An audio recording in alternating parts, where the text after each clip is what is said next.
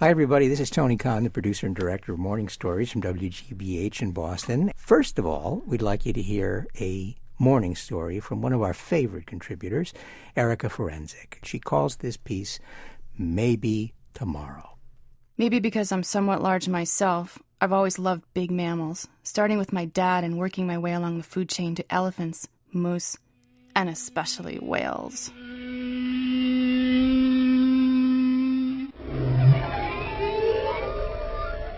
The very idea of a whale, 11 times heavier than an elephant, a ribcage you can walk into, a heart as big as a VW bus. What's not to love? Some friends of mine had just been on a whale watch. Oh my God, one of them spouted. The second we were out on the harbor, we were surrounded by pygmy whales. They came up to the boat and played like we were another whale.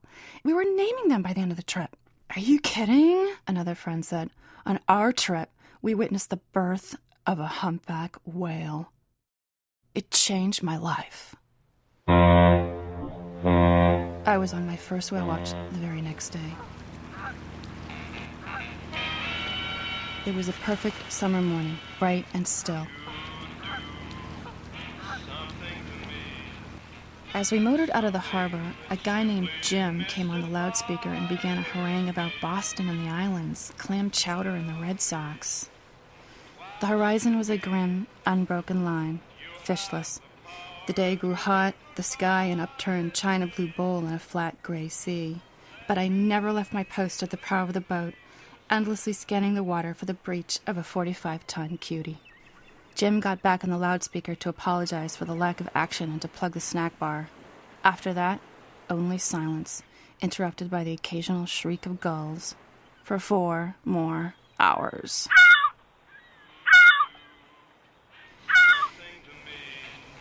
It was 6 o'clock when we pulled into the pier without a single sighting. I was sunburned, wind-whipped, and beached. Jim announced that everyone would be given a complimentary pass for another whale watch. My heart picked up. I was already conjuring the wording of my call-in sick-to-work speech for the next day. Day 2. Another flawless morning. I was first on the boat, startling Jim at the helm as he dosed his Starbucks with something from a hip flask. Damn, girl, hang on to your dreams, I thought, as I made my way to my usual spot, eyes on the prize. I had a good feeling this time. I could almost see the whales rumbling under the boat, big as blimps with huge smiles, sifting through the sea for their tiny snacks, itching for their curtain call. But the sea was as flat and gray as a parking lot. As I was splashing my sunburned face in the bathroom, I heard a scream. Look, someone yelled, whales! Still dripping, I stumbled out of the head, and there it was. Just like a baby whale. A big, black garbage bag, rolling and tumbling on the waves. Without a word, Jim reached out with a pole and dragged it to the boat.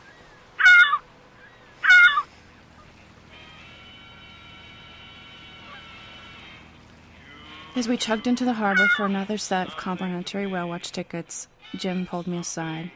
He said he didn't know what I was doing tomorrow, but it was supposed to rain, and supposedly whales liked that.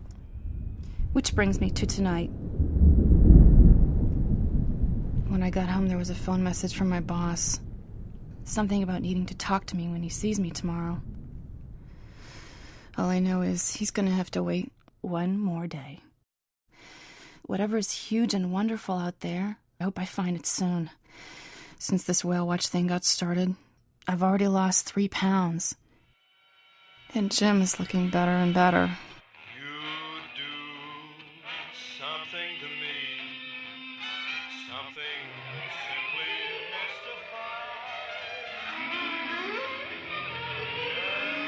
mystifies. That was today's morning story from Erica Forensic.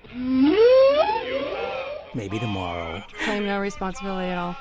Erica Forensic herself is with us right now. You were saying, in fact, that maybe a good title for it would be Big Loser. Big Loser. Big Loser. Big Loser. Forget nanotechnology. I mean, nanotechnology is so 2004. I just want to make an enormous cell phone or this mammoth, pacemaker. You got a blog. What do you call your blog? It's wakeupandSmelltheblog.com.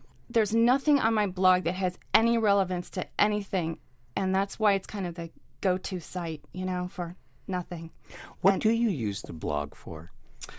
I used to do stand-up for 10 years, and it's an audience. I like having an audience. And I'm also a novelist and a filmmaker, and it's a great way to sort of perform in your pajamas and someone's reading it in France. I mean, it's fantastic fun. It'd be very hard to describe your blog, which is one of the nice things about it. You really don't know what's going to happen the next time you get to your blog. It's not just jokes, as you say. They're like little mini essays and things that occur to me, and I think they're funny, so hopefully other people will.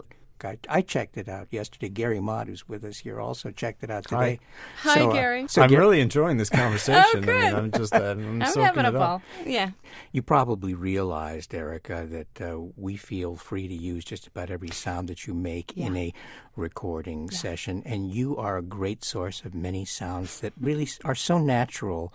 The great thing about large hard drives, right, is that we can store sounds that were made when we recorded you a year and a half ago. Oh, my God. So you remember when we played volleyball in this studio here? And we were giving each other high fives? Yes. That may make it into a future morning story. Wow. That's right. The way you express your feelings in the course of a session, a sigh or a laugh, or even the way you drink water, we feel that these sounds really enhance your stories sometimes, and even the stories of other people. So... So beautiful. The best of Erica Forensic. So what we've done is we've really put together a little demo reel of some of the moments that we've had with you in our editing session. Lord, so are you kidding? I just wanted you to hear it with us. I love it. Okay. My iPod. I got it. Really. Oh, my God. Yeah. Oh, God. Where's my pen? Okay. I should have thought about this before I came in today. Oh my God. All right. Okay. All right. Great. Wait. Double check. Thank you. Well, Erica, it's as always a pleasure, and Same one that here, I hope always. will repeat. And we really cleaned up the studio for you. I want you to know that. Next week we're I going back love to what you've Studio done. O in the parking lot. And, we can't take this. We really have one nice day a year, and we're in the studio. All right, my dear. Well, thank you. Come Thank back you. soon, and we'll be hearing more of you. Yes, absolutely. While thanking Erica, we simply must also thank our abiding presence in this podcast, our sponsor, week after week, Ipswitch, a leader in file transfer software. Ipswitch.com. That's IPSWITCH. And right after you go there, go to the Morning Stories website, wgbh.org/morningstories. Great way to spend some time on your lunch hour. And also send us an email at morningstories@wgbh.org. We love hearing from you. See you next week.